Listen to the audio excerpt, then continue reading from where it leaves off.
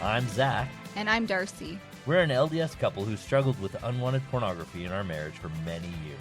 What was once our greatest struggle and something we thought would destroy us has become our greatest blessing and triumph. Our hope is that as you listen to our podcast each week, you'll be filled with hope and healing and realize that you too can thrive beyond pornography and create the marriage you have always desired. Welcome to Thrive Beyond Pornography. We're so glad you're here and we believe in you.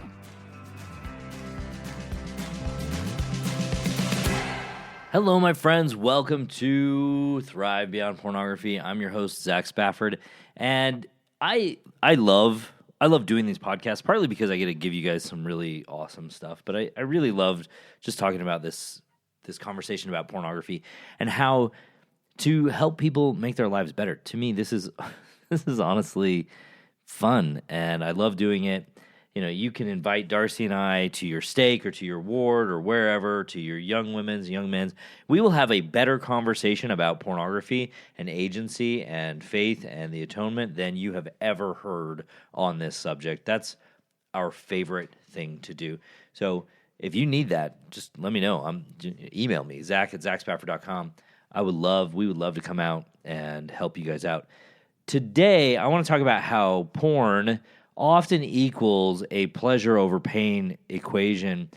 And I'm going to introduce you to a new phrase. I've probably used it, but it's experiential avoidance and emotional debt. And I want to start with a question. Are you someone who likes being in debt? And if the answer to that question is no, then you'll like the rest of this conversation on porn. And I think we all have this sense that we don't want to be in debt for anyone, to anyone, for any real reason. You know, I think it's kind of better to just pay up front than over time. But for many of us, there have been times when we've pulled out our credit card so we can make a purchase, whether it's because we need something like car repairs or a furnace replacement, or because we want it, like a 65-inch flat screen TV. I would love a 65-inch flat screen TV. Credit card debt can be kind of tough to unwind because of its high interest rates and the ease of use, right? So it's just like, oh yeah, I'll just swipe the card, no big deal. I'll think about paying it later. If we think about emotions as a currency that keeps us unbalanced, you might start to be able to see how you have become an emotional debtor when choosing pornography. It's just like, well, I'll just pull this out, I'll feel good right now, and I'll deal with the consequences later. For example, I used to use porn when I felt lonely, like on business trips or when the family would be out of town. And instead of going through my lonely feelings and just dealing with them directly, addressing them directly, and then creating connection with myself or others to flex that muscle of, oh, this is loneliness, I'm going to learn how to be really good at loneliness, I would often retreat to feeling good and getting aroused by porn. I would choose porn, right? Thinking about emotions as currency, say each emotion is like $1, then each time I choose porn to avoid loneliness, I have loneliness as a single dollar and I have arousal as a single dollar, right? So they seem to like balance each other out. That'd be fine, right? If that's where the exchange ended. I trade my loneliness for arousal and it's break even and everything balances out and it's all fine. We're all happy. But for most of us, that's not actually how it works. After the arousal fades, what happens?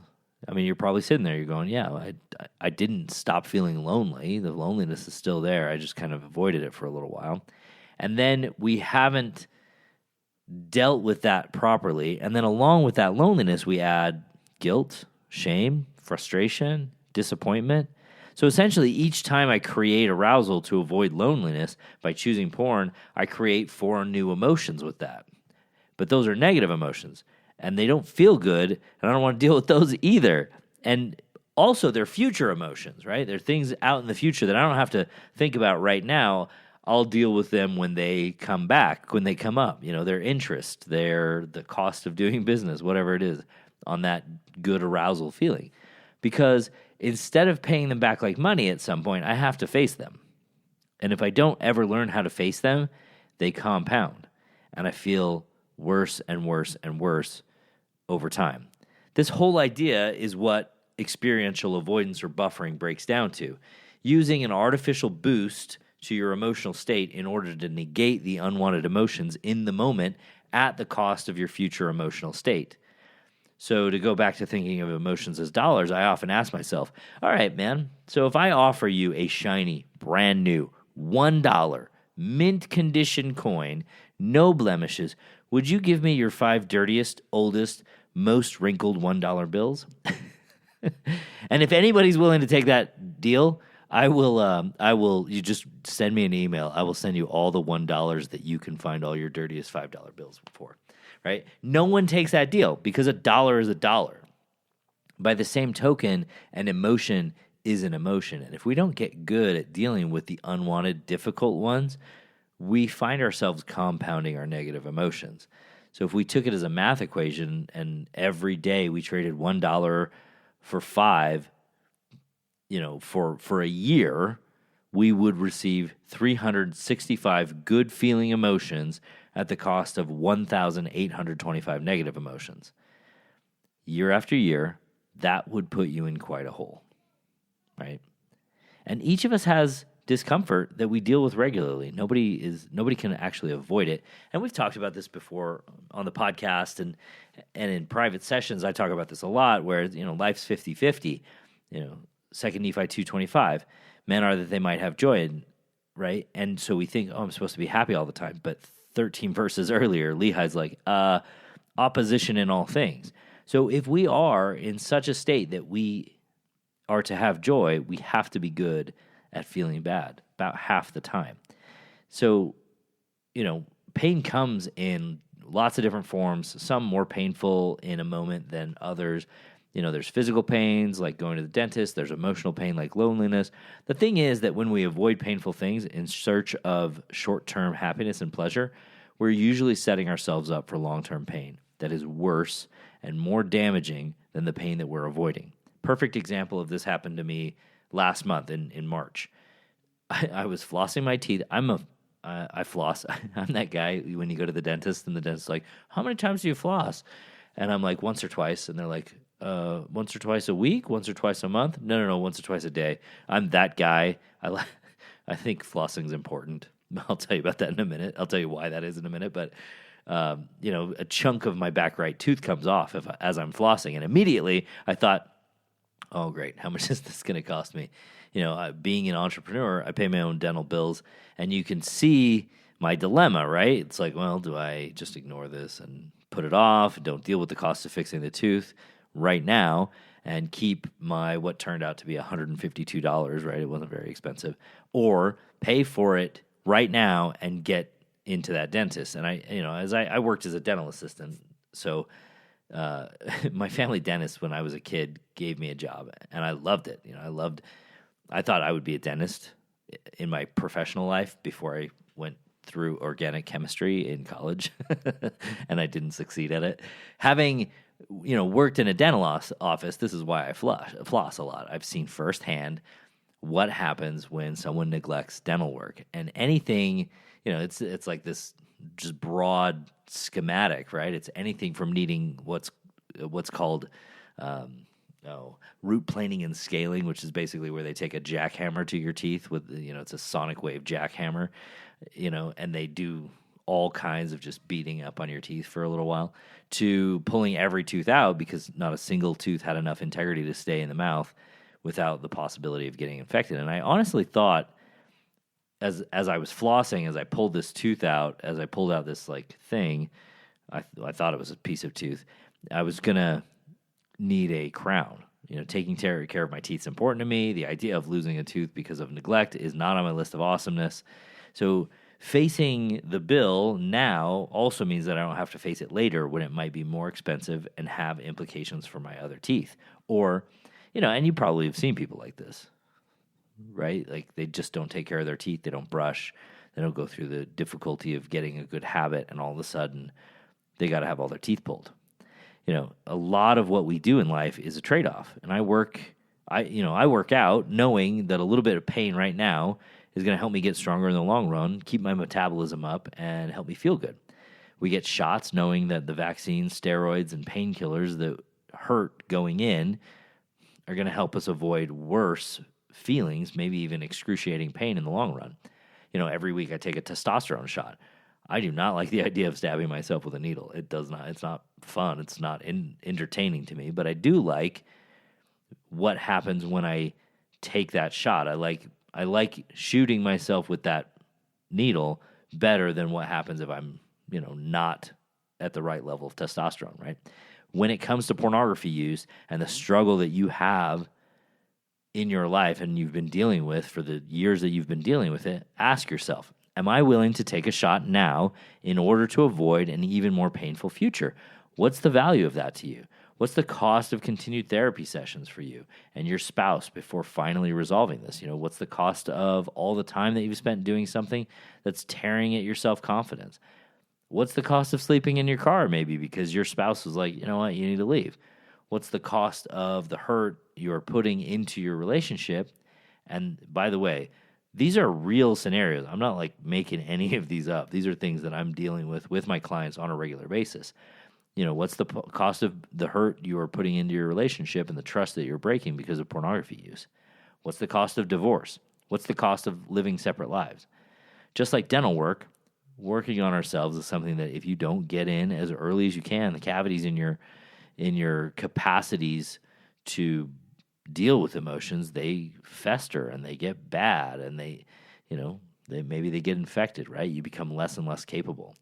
And the emotional pain that you feel when you're frustrated, stressed, lonely, or even just bored are all types of immediate pain that if we choose to ignore it, we're creating a long-term pain that will eventually become pretty unignorable. And some of you're sitting there, you're like, yeah, it's pretty unignorable right now. Well, what are you doing about it? Well, when I was deep in my pornography use, there was this huge gap between how I felt and how I wanted to feel. And I struggled so much to feel loved, wanted and worthy that I would probably done anything to get those emotions in my life. But like so many of us, I just didn't know how. I didn't know what to do next. And I thought that was when I was lonely, that no one wanted me. What I didn't realize is that my thoughts were a huge component of this loneliness, and dealing with those made a huge difference. The problem is that without a coach, it's really hard to see our thoughts, and how they're keeping us from dealing with our pain in the present and taking us off into momentary pleasures of pornography use or social media zone outs or video games or overeating. And once we go through those and we, pleasure ourselves, we make ourselves feel good in the moment, then when we come back to ourselves, we still don't feel wanted, loved, or worthy. In fact, I know for me, I felt less of each of those things. And I think we all feel worse for having done something that we might have up to this point said, well, I'll never do that again, right? When I think about pornography, I can't tell you how many times I said, I'll never do that again. And then what ends up happening? You end up choosing it again because you don't know how to deal with the unwanted emotions and the unpleasant emotions in your life. One of the key skills that I use to help people deal with their emotions as they come up is mindfulness. And this is a skill that I think so many of us men have been conditioned to ignore because we've been taught that our feelings don't matter. Being aware of your feelings and allowing yourself to feel uncomfortable is a skill that we don't cultivate for the large measure. We just don't cultivate this in the culture that we live in, this Western culture. You got to be a tough guy. Unfortunately, that this skill of understanding our feelings, dealing with them directly, that's the very thing that is going to solve this. And if we don't do that, that's going to handicap us when we're working through our pornography use habits. We think we can push it down or fight it off and keep it at bay, and that's just not possible. We have to be able to look it in the eye. I can tell you from personal experience, when we choose to avoid the meaningful experience of our feelings, we're creating a long-term effect that's so much more harmful to ourselves and to the relationships that we're in. So the old adage, no pain, no gain, you probably heard that. There's a bit of truth in that. There's quite a bit of truth in that, at least in this particular arena, because if you try not to feel your pain, you will never be able to grow past it and become the person that you want to be. So if you want to learn how to stop avoiding the experience of your day, right? So stop avoiding feeling bad, which seems like a bad idea. I know that sounds silly. Like some of you are like, why would I want to feel bad on purpose? I don't think that I don't think that anybody wants to feel bad on purpose. I don't know anybody who's waking up in the morning going, I want to feel like turd today. No, nobody does that. But we are going to feel bad. That's a given. That's the reality of life. That's not something that we can actually avoid. So why not learn how to deal with feeling bad in a productive and effective way so that you can get back to feeling good faster, enjoy that good feeling longer, and really be the person that you expect yourself to be. You know, there's nothing wrong with arousal per se, right? Because it feels good. It's an important part of natural sexual capacity. But if we choose to engage with arousal in a way that goes against our value structure, it's going to cost us in the long run. So instead of engaging arousal in a way that costs us in the long run, we engage with the negative emotions, the difficult things that we're dealing with, and then we can go back to our spouse, and our spouse, you know, can help us participate in a really amazing arousal feeling that's even way better than anything you were getting out of porn, right? And this is a really great place to kind of step off and go, yeah, I'm looking for something that's way better. I'm not going to avoid my experience anymore. I'm going to learn how to get mindful. I'm going to learn how to deal with my discomfort. And then I'm going to step into my relationship with my spouse in a more meaningful and more effective way. All right, my friends. Hey, listen, if you want to learn more about this, I've got a webinar every single Thursday these days. You can register on my website, zachspafford.com/free call, or you can just go to zachspafford.com and click free masterclass link at the top of the page. I'll also put a link in the show notes. I love you guys. I'm so grateful for the work that you're doing. Please share this with somebody who needs it. All right, my friends, we'll talk to you soon.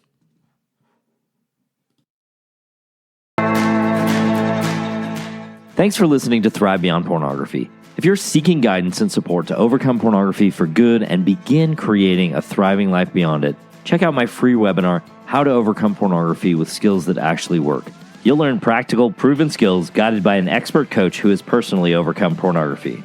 Whether you're getting started for just yourself or along with your spouse, Darcy and I can teach you the tools that will help you put your life on the right path for you.